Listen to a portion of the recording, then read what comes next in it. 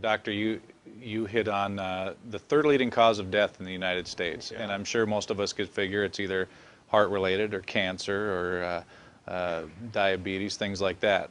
Can you clue us into what that is and why?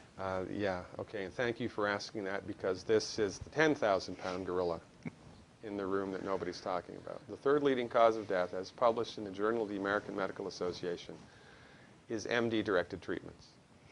This means you go to a medical doctor, an MD, he gives you a treatment and you die from it. According to the United States Department of Health and Human Services, 15,000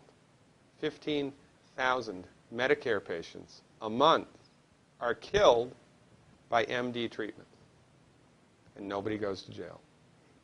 A handful of terrorists fly 2 planes into the Twin Towers.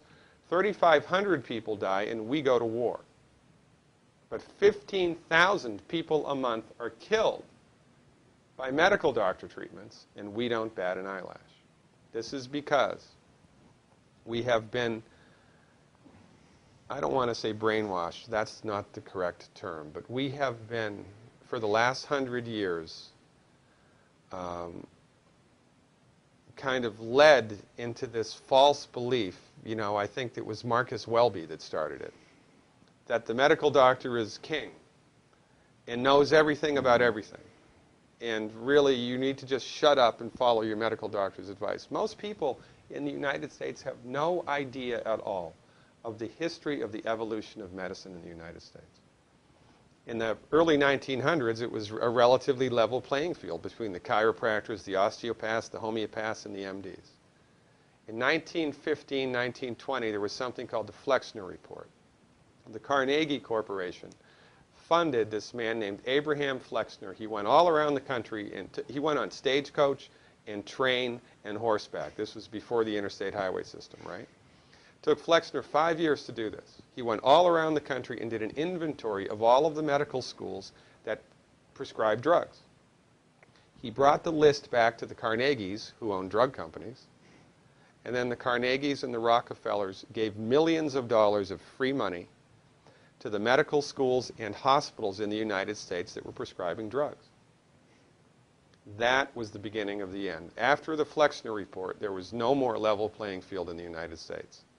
And the MDs started a juggernaut that's taken off. Most people in the United States think that the predominant medicine here, MD-directed pharmaceutical medicine, we think that those guys are top dog because their therapeutics are better than the homeopaths or the naturopaths or the chiropractors. It's not. They're in the driver's seat because of political and financial coalitions that were built at the turn of the century that most people have no idea of at all. And it's a gigantic problem. And I mean, it's crazy, right? It's the third leading cause of death. And yet, when the government makes noise about messing with people's insurance, everybody freaks out. And that's a whole other thing to talk about, isn't it? Because what is medical insurance? When you buy medical insurance, what are you doing? You're betting that you're going to get so sick you will not be able to afford it. Right? Yeah. Right. And then, so you pay good money every month to gain access to a system of medicine that's the third leading cause of death in the United States. We need our heads examined, quite frankly. That's why we give, Dr. Wallach and myself collectively, we give 400 free lectures a year. And we're building a grassroots network because people don't know this. I mean, people, I come to my lectures and they look at me and say, couch potatoes live longer? Medical doctors are the third leading cause of death? You know, what's going on here? We're like the people, you know, in Galileo's time saying, hey, everybody, you know, it's the sun that's at the center of the solar system, not the earth. Well, hey, everybody, the earth is round, it's not flat. Or, hey, everybody, slavery's a bad thing. Right? This is, we have a social agenda here. Why do we have a social agenda? Because people are suffering needlessly. You wouldn't believe, as God is my witness, you would not believe the things that I've seen people recover from in holistic medicine.